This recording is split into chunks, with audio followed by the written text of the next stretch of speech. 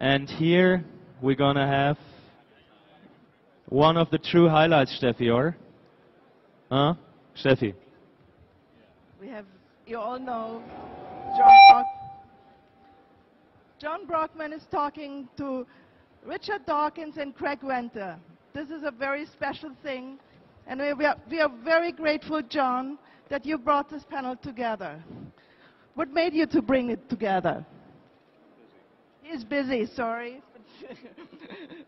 We know John for a long time. He always inspired us a lot. He was the one who introduced me to the term digerati. And now he's introducing you all to the most essential issue of the new century. Thank you, Steffi.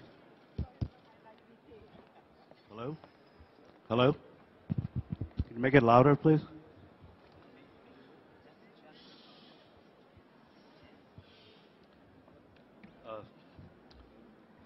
Thank you for coming. Make it louder. Hello?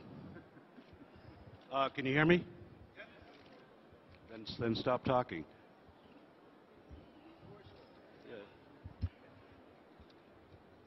1998, 10 years ago, there was an event in Munich called the Digital Planet, featuring Richard Dawkins, Jared Diamond, Steven Pinker, and Daniel C. Dennett, four of my good friends, all of whom happen to be clients of my literary agency.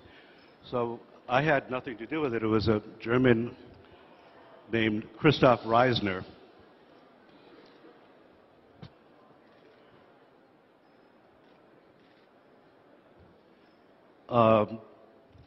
The meeting was held in a barn-like auditorium on a rainy, freezing night. The place was absolutely sold out. 300 people were standing in the rain. And the event went from 8 to 12, and nobody left. It was amazing. The Four Seasons Hotel was filled with journalists from all over Europe. Douglas Adams introduced the panel, and everybody had a marvelous time. I thought it was a real breakthrough. It was happening in Germany, which wasn't known for interest in trade science books or what I call the third culture writer. And we went home. 3 years later, 4 years later, very little had happened. It was still hard to sell books in Germany.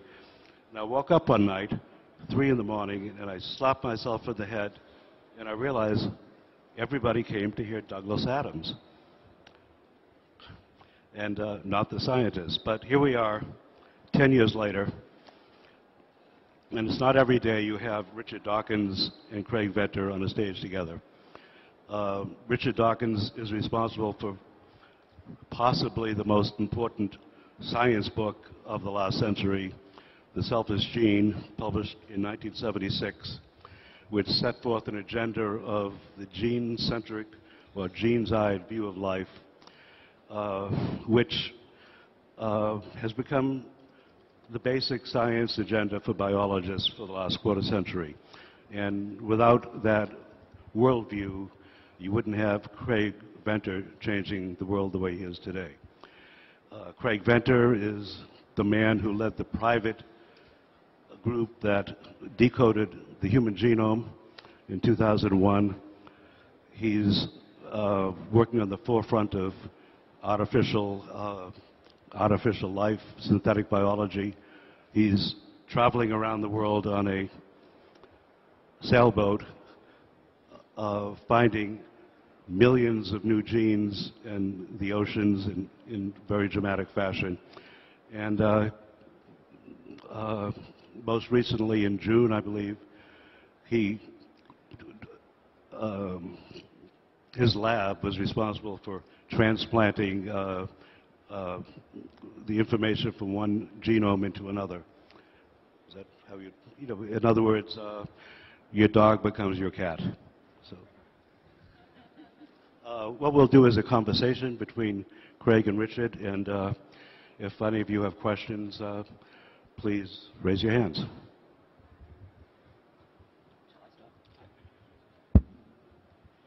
Can you hear me with this?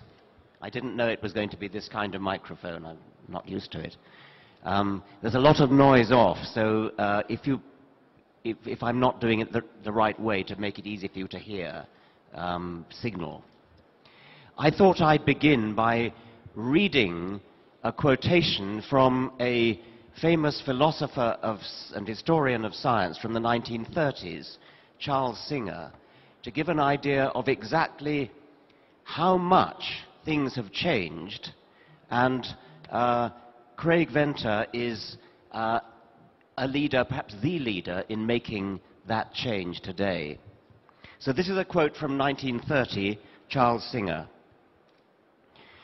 Despite interpretations to the contrary, the theory of the gene is not a mechanist theory. The gene is no more comprehensible as a chemical or physical entity than is the cell, or for that matter, the organism itself. If I ask for a living chromosome, that is, for the only effective kind of chromosome, no one can give it to me except in its living surroundings, any more than he can give me a living arm or leg. The doctrine of the relativity of functions is as true for the gene as it is for any of the organs of the body. They exist and function only in relation to other organs. Thus, the last of the biological theories leaves us where the first started, in the presence of a power called life or psyche, which is not only of its own kind, but unique in each and all of its exhibitions. You couldn't ask for a more comprehensive destruction of a conventional view than that. That is not just wrong, it is catastrophically, utterly, stupefyingly wrong. It's wrong in an interesting way, and Craig is the best person to tell us what's wrong with all that. I feel like this is a quiz, Richard. So, as you heard from John, Richard's book on the selfish gene really influenced most thinking in modern biology. I actually didn't like his book initially. I've never told him that. I figure it was safer at a distance now, but I've come to appreciate it immensely. I was looking at the world from a genome-centric view, the collection of genes that put together to lead to any one species. But as we traveled around the world trying to look at the diversity of biology, we came up with larger and larger collections of genes. We now have a database of roughly 10 million of these. That number will probably double again this year to 20 million. To put it in context, we as humans only have around 22,000 genes. So we represent a sort of a minority of the usage of genes on this planet. But I've switched and I've really become to view the world in a gene-centric point of view, in part because we're now going into the design phase. So I'm looking at genes as the design components of the future, not just interesting elements of biology. I now look at genomes as interesting composites of genes, but we have almost an infinite variety that we could put together to create biological machines of the future. So unlike that quote, chromosomes can exist independently, genes can exist independently, they can move around independently. The study that John was referring to in the introduction, so last year we isolated the chromosome from one bacterial species and transplanted it into another one. The chromosome in the species that we transplanted into was destroyed, and all the characteristics of one species went away and got transformed into what was dictated by the new chromosome. It's sort of the ultimate test in proving